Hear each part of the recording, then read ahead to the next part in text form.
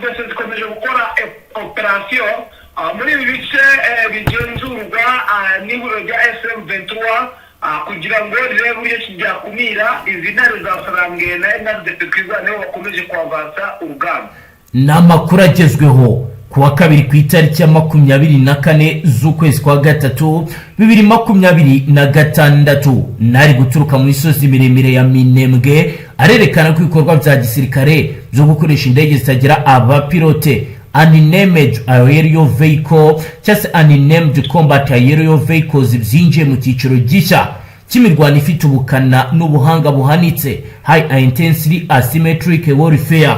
Ku ruhande rw'ingabo za leta FARDC ziri gufatanya n'iz'ubururu ndetse n'imitwe yitwaje intwaro irimo Wazalendo FDLR. Haragara kandi ko hashyizweho uburyo buhoraho bwo kugenzura ikirere Persistent Aerial Surveillance hifashishijwe drone zifite ubushobozi bwo gukora ICR Mission Intelligence Surveillance and Reconnaissance, gutahura ibirindiro by'umwanzi target acquisition no kugaba ibitero bya precision strikes ku ntego mu buryo bwatoranyijwe.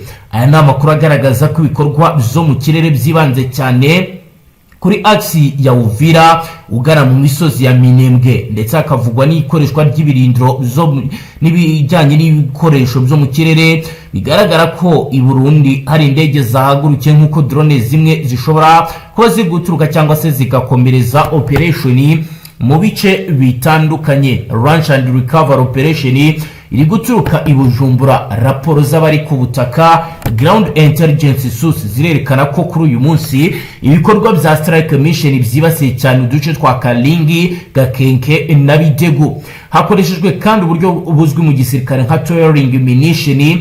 Drone zigwa mu kirere zitegereje intego mbere yuko zibasha kuba zatangiza igitero. Ibyatumye rero noneho bitandukana kuko indege zatangiye nazo gutega ambush. No buryo bushya bukomeye FARDC yazanye indege zikaguma mu kirere igategereza batazwi hari maze kaza kugira ibisasire kura bigateza ibibazo bikomeye, ndetse ibisasu bifite guided system bikaba byagabanyijwe mu buryo bwa low altitude precision engagement.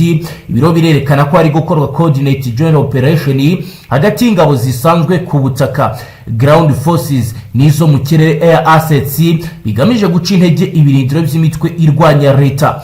Nubwo intego nyamukuru ivugwa y'ibi bikorwa bya gisirikare iri kugenda biba, amakuru menshi ava mu baturage mu misozi ya Minembwe aragaragaza kandi aremeza ko hari collateral damage ikomeye mu bikorwa by'ubuhinzi n'ubworozi, kwibasirwa kw'imitungo y'abaturage bitewe no kudatandukanya neza combat zone naho abasivili batuye civilian populated areas, ndetse no kwimurwa kw'abaturage force displacement kubera ubwoba bw'ibitero bya NATO.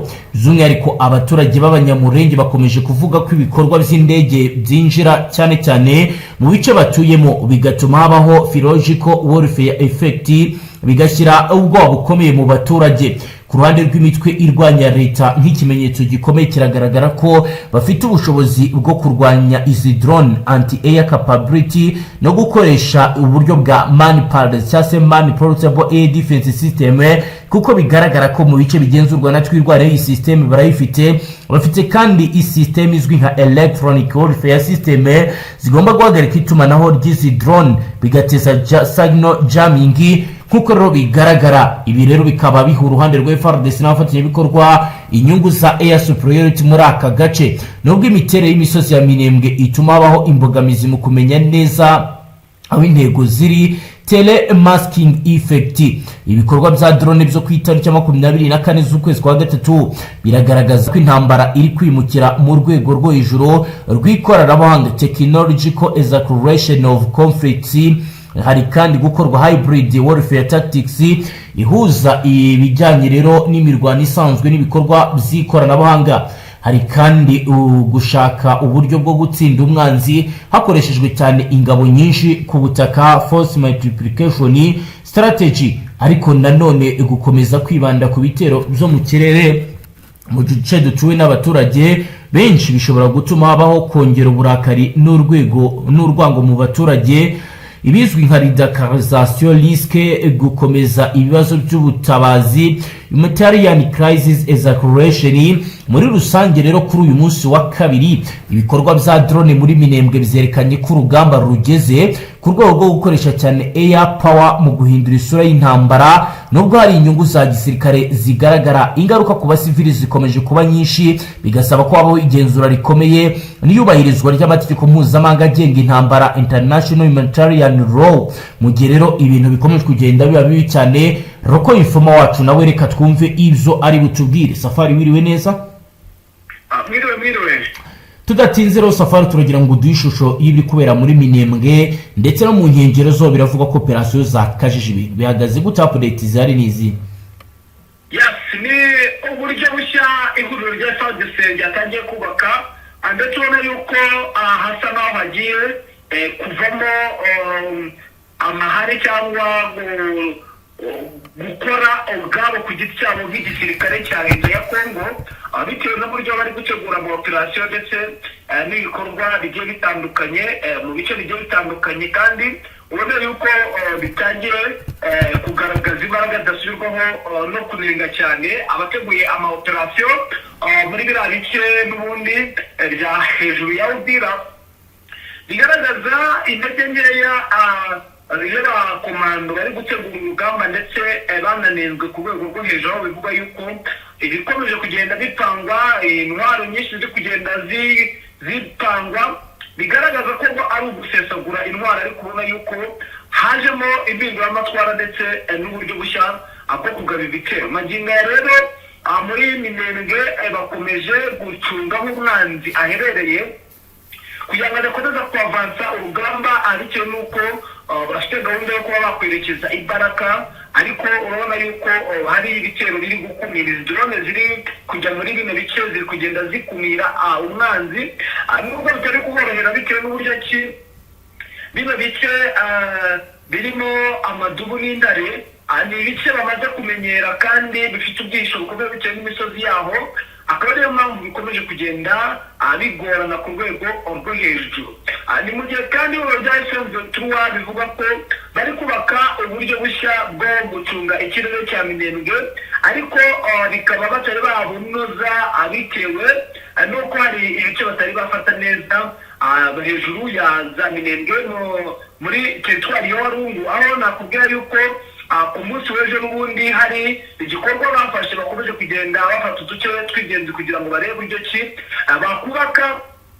bakubaka uburyo bushya, kuko bivugwa ko kugira ngo babashe gukontorora Minembwe, ikirere cya Minembwe, ari uko bafata kino kibuga kiri muri teritwari ya Mwenga. Magingo rero ku munsi w'ejo bafashe agace ko muri Mushinga, ari muri sheferi ya Ngwese, n'ubundi hano ni teritwari ya Walungu, ndetse ubona yuko bafite uburyo bushya bwo kugira ngo cyangwa umukoro ukomeye kugira ngo bafate tuno duce ndetse barebe uko byabagendekera kugira ngo bise naho bibahira mu gucungacunga iki kibuga cy'indege cyangwa iki gice n'ubundi gikomeje kubibasira bitewe n'uburyo ki byarababereye gufunga ikirere cya Minembwe.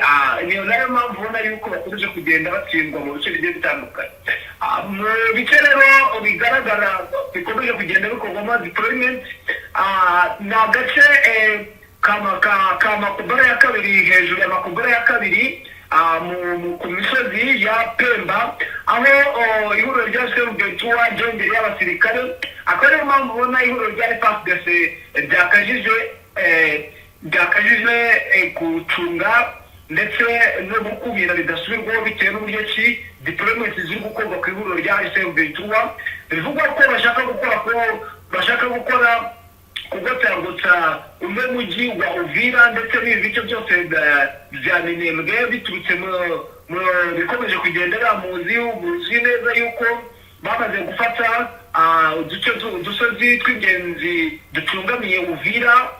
Urumva rero ko bagiye hafi Makubara muri Tanganyika, urumva ni hafi na Tanganyika, kugira ngo barebe uburyo ki bazakumira FARDC muri ibi bice bya Uvira, ndetse bakaba bakwivanamo hatabaye ikibazo cy'imirwano. Ni nayo mpamvu ubona yuko Uvira ikomeje gucecekwa bitewe n'uko hariho uburyo bwo kwiganaho bukomeye cyane muri iki gihe cyo kuba AFC ishaka kwigarura umujyi wa Uvira. turasinya ari n'ubundi n'ubwikanga rukomeye. Safari uratwumva? Tumva ku murongo wa telefoni rero bidakunze ko twakomeza kumva Safari, ariko turagerageza twongere tumushyire ku murongo wacu bwira ibiri kugenda biba, kuko biragaragara ko rero operasiyo zikomeye. Safari uratwumva ubu? Ndi kubumva.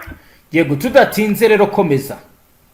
Nari ndimo mvuga ni iyi operasiyo n'ubundi yateguriwe i Goma, aho intumwa za Kisekedi zari zirimo zishyuza abafaransa icyo umusaruro w'ibyo bari gukora muri biriya bice nyine, muri ba bafaransa baherutse kuza, bamwe bakerekezwa hariya mu ntara ya Chopa, aha ni mu mujyi wa Kisangani n'ubundi niho baherereye, niho ibi ndumva narigeze nabikomozaho, ariko ofisageti n'ubundi ihari yari yo kwivugana bamwe mu bayobozi, akaba ari umugambi ukomeye.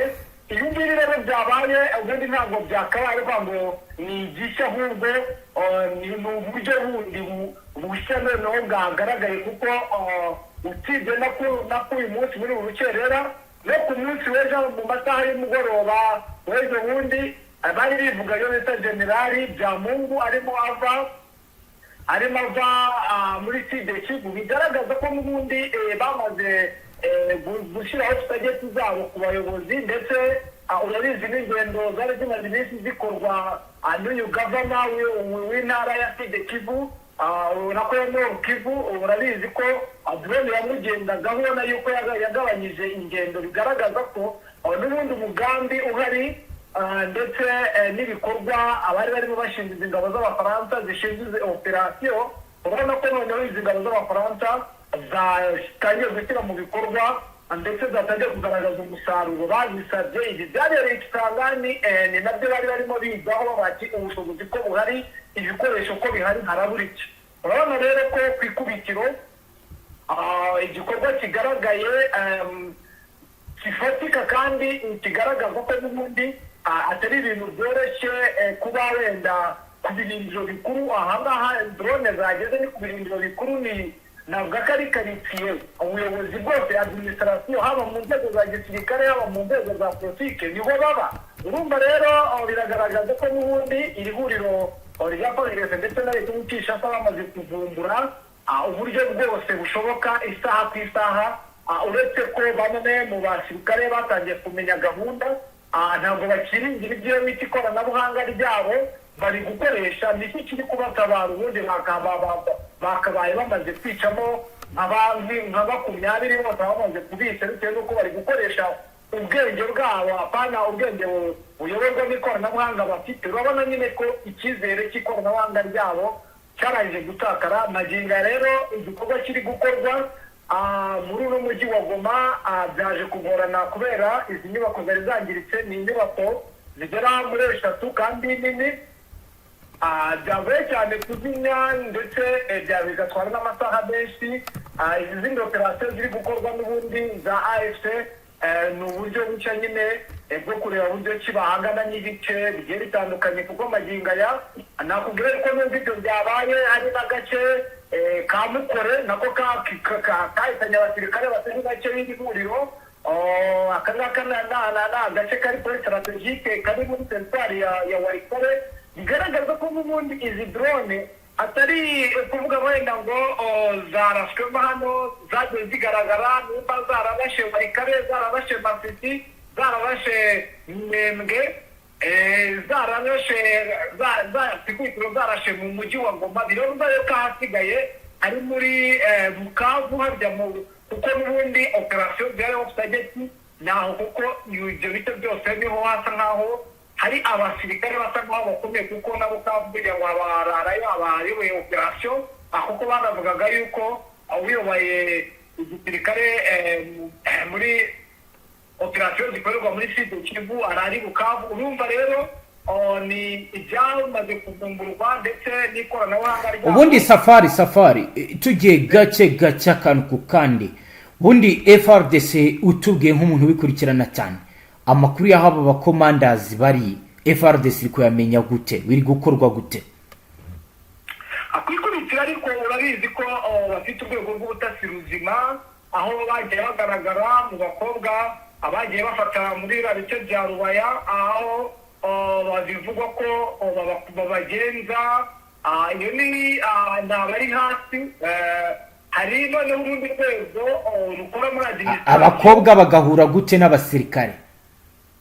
Urumva muri serivisi zitandukanye, urabizi abenshi iyo bavuye mu mirimo itandukanye bashobora nko kwinjira mu tubari kujya kunywa agacupa, ibintu nk'ibyo nyine aho bagiye muri serivisi zitandukanye. Urabizi ko bakunze kubakoresha muri protokole y'ibiki n'ibiki. Urumva urwo ni urwego rwa mbere, ndetse n'ururi intano muri administration ya AFC. Bivuga yuko bamwe mu bakora muri tekinoloji ya AFC harimo nabo abagize, kandi ntabwo byari byatangazwa ariko biragaragara ko biranakwigwishwa ko harimo abo batangiye gufata ku ikubitiro bitewe n'uko bamaze kuvumbura ko bagiye batanga amakuru akomeye y'abayobozi aho banyura, aho baca, kuko bigenda bigaragara nyine, kandi koko ugasanga nta musirikare uri ku rugamba watanga ayo makuru, kandi undi muntu wamenya ngo byagenze gute, cyane cyane nk'izi ngendo zikorwa umwe avuye mu gace kamwe agiye mu kandi, bitwa bizwi n'iyi tekinoloji yabo cyangwa abakora muri tekinoloji yabo. Urumva rero operasiyo zikomeye cyane, bivuga yuko mu kintu ihuriro rya FARDC ryubatse icyo bita gushaka amakuru, ibyo bita intelligence, ku rwego rukomeye cyane, akaba ari cyo ubona yuko gikomeje gusa nkaho gicire ihuriro rya AFC M23. Yego, nibyo kugeza ubu navuga ko urujya n'uruza rw'abacanshuro barahari, ndetse hari n'abasirikare b'abanyamahanga. Mu makuru mufite, izo operasiyo ziri kuyoborwa nandi ku ruhande rwa FARDC? Kuko na mbere ntabwo FARDC yabashaga kwinjira i Goma, kuba batarahinjiye si uko batari babikeneye, ahubwo nuko FARDC byari byarayinaniye. Kuri ubu bigenze gute ku buryo bari kuhinjira uko bishakiye? Kuhinjira n'ubundi ni ikoranabuhanga ndetse n'ikiguzi gishoboka bahaye ingabo z'Abafaransa. Bigaragaza ko n'ubundi batangiye gahunda yo gutestinga bimwe mu bikomeje kugenda bigaragara, aho ihuriro ryari rizi ko rifite ubwirinzi bw'ikirere, ariko urabona yuko bakomeje kubuminasa ku rwego rwo hejuru. Ni abasirikare n'ubundi baherereye Kisangani, nibo bari kugerageza buryo ki bakoresha izi drone kugira ngo zibyara umusaruro, kuko niyo tekiniki nta kwango ni abasirikare, uretse ko harimo wenda na SWAT ya bamwe mu basirikare bagomba gukorana n'aba Bafaransa. Urumva rero nicyo gisigaye nyine, nicyo kiri gukorwa kugira ngo barebere hamwe yuko ibintu byagenda neza, kandi urabona ko byatangiye kugira umusaruro. Umusaruro wuhe? Urabona nyine nimba uri kureba uko tuwasi ihagaze, niba barabashe kwinjira ikirere cyo mu birindiro byabo bikuru muri ibi bice bya za Rubaya, uzikariho bakontorolaga drone zikanicamo n'umwe mu bayobozi bakuru. Urabona kuba zabashije kuba zizenguruka mu bice byose bari kurwaniramo, ni ikigaragaza ko n'ubundi umusaruro w'aba Bafaransa utangiye kujya mu buryo, kandi utangiye gukora nk'uko byari bimeze. Ubundi kera ntibyajyaga bibaho yuko drone yazenguruka mu kirere ihuriro rya AFC M23 bamaze gufata, ariko ubu ngubu byabaye nk'ibisanzwe, drone z'ubutasi zirakora. Urumva ko nyine n'ubundi byamaze kurangira yuko ikirere cya AFC giciwe amazi, muri sinzi uburyo nabivugamo, wenda kibashije kuyoborwa n'iyi tekinoloji y'ihuriro rya FARDC. Yego, Safari, mu bice bya Masisi ho bimeze gute? Naho byari bizwi ko ubu n'ubwirinzi budakora bwa M23 bw'ikirere, ho operasiyo zihagaze gute? Zarahagaze, zirakomeje, update zihari n'izi. mu bice bya Masisi operasiyo ziri gukora nyine ni drone z'ubutasi ariko zitarasa, kuko ofutageti ntibashaka kurasa ku basirikare. Ofutageti ni bamwe mu bayobozi bigaragaza ko abayobozi bakomeje kugenda bakora uburyo ki bashaka uburyo ki bakwihisha mu bintu byose nyine, kubera yuko niyo ofutageti drone ziri gukora. Urabizi ko nyuma yuko bafashe agace kari kuri strategike ka Kazinga, urabizi ko birukanye agace kari strategike ka Mukore, kari muri Warikare, kari kafashwe n'ihuriro rya AFC. Urumva rero ibikorwa bari gukora n'ubundi ni iby'ubutasi kugira ngo bamenye abayobozi bayoboye iri huriro rya AFC aho baherereye. Niyo ofutageti ngo bamaze gushyira muri seti zabo ko aribo bakeneye kwikutira bakabanza bakica. Yego Safari, reka dusoreze aha, tugushimire cyane. Yego nawe reka tugushimire.